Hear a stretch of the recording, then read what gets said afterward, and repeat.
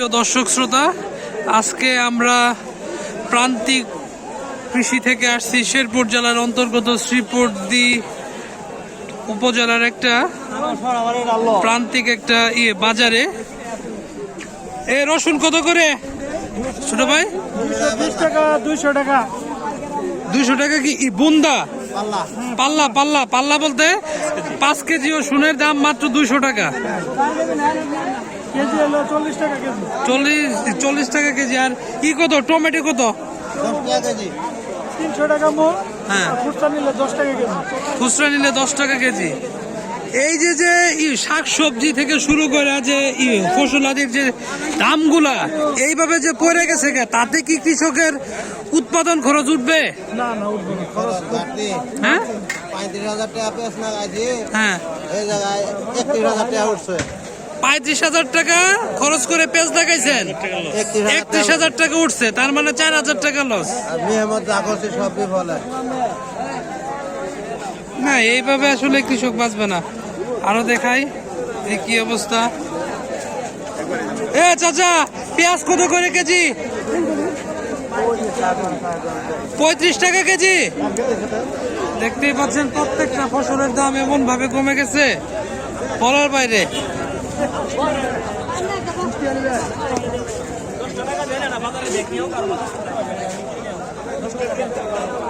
দেখতেই পাচ্ছেন কি অবস্থা। পেঁয়াজের বাজার কম। পেঁয়াজ কত করে?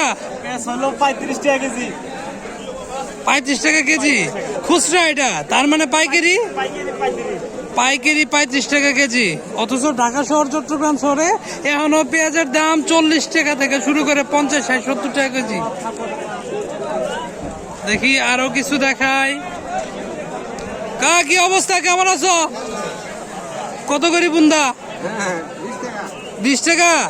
20 টাকা কি কেজি? কেজি হ্যাঁ, সব জিনিসের দাম পড়ে গেছে। আরো কি দেখামো? আর এই সিম কেজি কত? গাজর কত করে? কত করে ব্যস্ত আছেন? কত করে এটা কয়? হ্যাঁ, 14 টাকা কেজি। অনেক দাম কম। দেখায় আর কি আছে।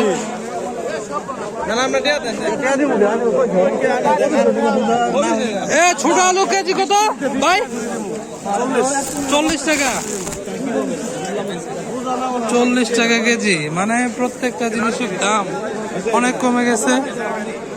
এই যে এখন মিষ্টি আলু, মিষ্টি কুমড়ার দামটা আমরা আপনাদেরকে জানাবো। মিষ্টি কুমড়া পার পিস কত? 35 টাকা। 2 কেজি হবো তো? 2 কেজির বেশি হবো। তার মানে 30 টাকা, 15 টাকা কেজি প্রত্যেকটা জিনিসের দাম। সিম কত? সিম 20 টাকা কেজি। আরো দেখাই যে কুয়াশ কত করে, এই সবজিটার দাম দেখাই। কুয়াশ কত করি ভাই? এই কুয়াশ কেজি কত? এটা পিস কত করে? 8 টাকা, 10 টাকা, 15 টাকা। প্রায় 1 কেজির উপরে আছে এক একটা। চাচা, বেগুন কত? 20 টাকা কেজি।